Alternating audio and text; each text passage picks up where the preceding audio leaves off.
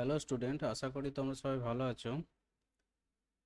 Welcome to my YouTube channel math skin. দেখো, আজকে আমরা বীজগাণিতিক সংখ্যামালা লসাগু গসাগুর এই অঙ্কগুলো করব। কেমন? এখানে যেটা বলেছে প্রথম অঙ্কটা, একেরটাই যেটা বলেছে, এখানে বলছে এ কিউ মাইনাস ওয়ান। এটা উৎপাদকের বিশ্লেষণের ফর্মুলা যদি ফেলা হয় তাহলে এ মাইনাস ওয়ান এবং এটা লেখা যায় এ স্কোয়ার প্লাস এ প্লাস ওয়ান। কেমন? আচ্ছা, এবারে দেখো, আহ, আচ্ছা, আর এইটা আছে e⁴ এটাকে লেখা যায় তোমার হচ্ছে এ স্কোয়ার মাইনাস ওয়ান এবং লেখা যায় এ স্কোয়ার প্লাস ওয়ান। ঠিক আছে, এই যে এ স্কোয়ার মাইনাস ওয়ান এটাকে আরও লেখা যায় এ মাইনাস ওয়ান এ প্লাস ওয়ান।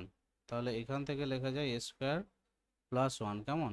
তাহলে এখানে গসাগু বলতে মূলত আমরা জানি কমন জিনিসের ম্যাক্সিমাম পাওয়ারটা, ম্যাক্সিমাম ঘাত যেটা। তাহলে এখানে মিলছে শুধুমাত্র এ প্লাস এ মাইনাস ওয়ান। তাহলে এক্ষেত্রে গসাগু হবে অপশন এ। তারপরে দুইয়েরটা দেখো, দুইয়েরটা যেটা বলছে বলছে eight x square minus nine. আচ্ছা, এখানে এক্স এইটটা বাইরে, তাহলে হচ্ছে এইট যেমন আছে রইলো, ভেতরেরটাকে এ স্কোয়ার মাইনাস বি স্কোয়ার ফর্মে ভাঙলে যেটা দাঁড়ায় সেটা হচ্ছে x minus three x plus three. কেমন? তারপরে হচ্ছে গিয়ে তোমার 16 × x³ প্লাস 27। কেমন?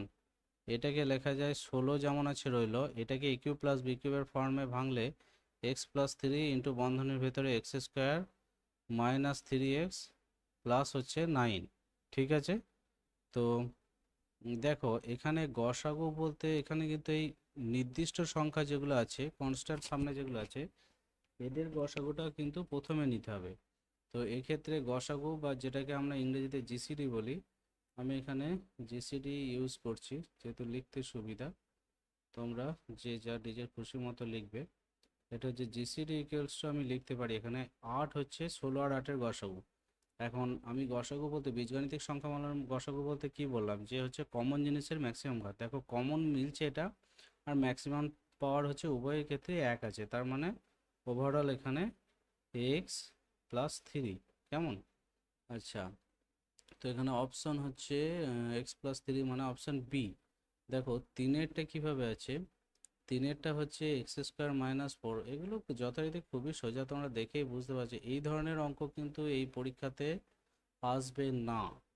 মানে এত সহজ তোমাকে কিন্তু এই পরীক্ষায় দেবে না। এই পরীক্ষায় মোটামুটি এরই মধ্যে একটু টাইপিক্যাল অঙ্ক যেগুলো আছে সেই টাইপের অঙ্ক দেবে। এবার সেই সব টাইপিক্যাল অঙ্ক, একটা কথা আমি বারবার করে বলে দিচ্ছি, তোমাদের এই পরীক্ষাটার জন্য হয়তো বলে দেওয়া হয়েছে যে স্ট্যান্ডার্ড এইট, অর্থাৎ ক্লাস এইট অবধি সিলেবাসের উপর বেস করা হবে, কিন্তু এমন কিছু জিনিস যেগুলো ক্লাস এইটেও আছে বা নাইন টেনেও আছে, সেই সব টপিক যেগুলো নাইন টেনেও আছে, এইটেও আছে প্লাস নাইন টেনেও আছে, সেই সব টপিকগুলো থেকেও কিন্তু কোশ্চেন আসবে। সেই হিসেবে তোমাদের যেগুলো কমন চ্যাপ্টার, যেমন ধরো লাভ ক্ষতি, লাভ ক্ষতি ক্লাস এইটেও আছে নাইনেও আছে। ঠিক আছে? তো সেখান থেকে অঙ্ক আসতে পারে। আবার ধরো কিছু সুদ কষার অঙ্ক যেগুলো আছে ক্লাস ইলেভেনে, যে সরল, সরি ক্লাস টেনে যে সরল সুদ কষার অঙ্ক আছে, সেখান থেকেও কিন্তু প্রশ্ন আসতে পারে। ওই জন্য তোমরা ভেবে রেখো না যে ক্লাস এইটের যে অঙ্কগুলো আছে সেগুলো করলেই সাফিসিয়েন্ট। ক্লাস নাইন টেনেরও কিছু কিছু বাছাইকৃত চ্যাপ্টার, যেমন হচ্ছে ক্লাস নাইনের লগ সূচক আছে, সেগুলো আসতে পারে। আবার যদি কেউ ভেবে ভেবে থাকে যে ক্লাস নাইনের লগ সূচক করে আমি লগ সূচক সম্পর্কে মোটামুটি স্মুথ হয়ে গেলাম, সেটাও ভুল।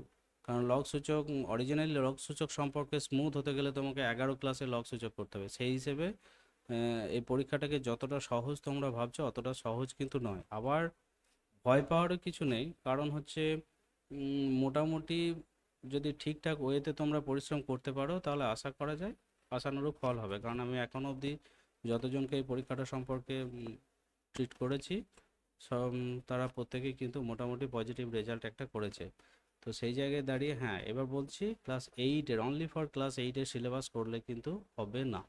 কিছু অ্যাডভান্স সিলেবাস তোমাকে এই পরীক্ষাটার জন্য করতেই হবে। সেই হিসেবে এটা বলতে পারি এক্স স্কোয়ার মাইনাস ফোর, এই যে এই টাইপের অঙ্কগুলো, এই টাইপের অঙ্ক তোমাদের দেবে না, কিন্তু যেহেতু বইটাতে আছে প্র্যাকটিসের জন্য আমি সেই জন্য করছি। বা করে দিচ্ছি তোমাদের যাতে কিছু সুবিধা হয়। ঠিক আছে, আরও জানতে হলে আমার সাথে একটু যোগাযোগ করবে, আমি তোমাদেরকে ডিটেলসে আরও বলে দেবো। ঠিক আছে, এখন দেখো টোটালটা থেকে এখানে এটাতে এক্স এর কিউব আছে, 4x² আছে, 4x আছে, টোটালটা থেকে এক্স কমন যাবে, তাহলে হচ্ছে এখান থেকে এক্স স্কোয়ার হলো, এটা হচ্ছে জাস্ট 4x হবে, এটা হচ্ছে 4 হবে, কেমন? তো এবার এটা দেখো ফর্মুলা ইউজ করে তোমরা এটাকে লিখে দাও, সেটা হচ্ছে x-2 তার হোল স্কোয়ারের এক্সপ্রেশন হচ্ছে এইটা।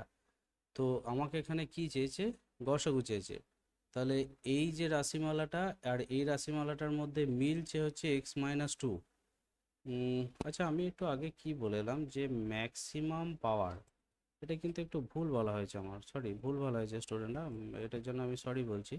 সেটা হচ্ছে ম্যাক্সিমাম পাওয়ার কিন্তু এখানে গসাগু হবে না, ঠিক আছে? ম্যাক্সিমাম পাওয়ার এখানে গসাগু বলা যাবে না, হচ্ছে মিনিমাম পাওয়ারটা x-2 আর x-2 তার হোল স্কয়ার। অর্থাৎ গসাগু বলতে কি, যেটা মানে সবচেয়ে এমন একটা ডিভাইজার যেটা দিয়ে তোমার দুটো রাশিমালাকেই ভাগ যাবে, সেটাই হচ্ছে জিসিডি। যদিও এখানে গ্রেটেস্ট কমন ডিভাইজার লেখা হচ্ছে, কিন্তু এই ক্ষেত্রে ঘাতের নিরিখে যদি বিচার করা হয় তাহলে এটা গ্রেটেস্ট নয়, কিন্তু ম্যাক্সিমাম পাওয়ার আমার বললাম বটে আমি এখানে জিসিডি নামটা শুনে, কিন্তু এটা ম্যাক্সিমাম পাওয়ার হচ্ছে না, তোমরা নিজেরাই দেখতে পাচ্ছ এখানে ম্যাক্সিমাম পাওয়ার হচ্ছে না। ঠিক আছে, তাহলে এটা টু দি পাওয়ার -1, এটা টু দি পাওয়ার 1, এটা 2, তাহলে এখানে জিসিডি হচ্ছে জাস্ট x-2, x-2 কমন জিনিস, তার least power, that is x-2। Okay, thank you. আমার ভিডিওটি যদি ভালো লেগে থাকে তাহলে ভিডিওটিকে লাইক করে দিও এবং আমার চ্যানেলটিকে অবশ্যই সাবস্ক্রাইব করে দিও, যাতে আমি নতুন নতুন ভিডিও ছাড়তে উৎসাহিত হতে পারি।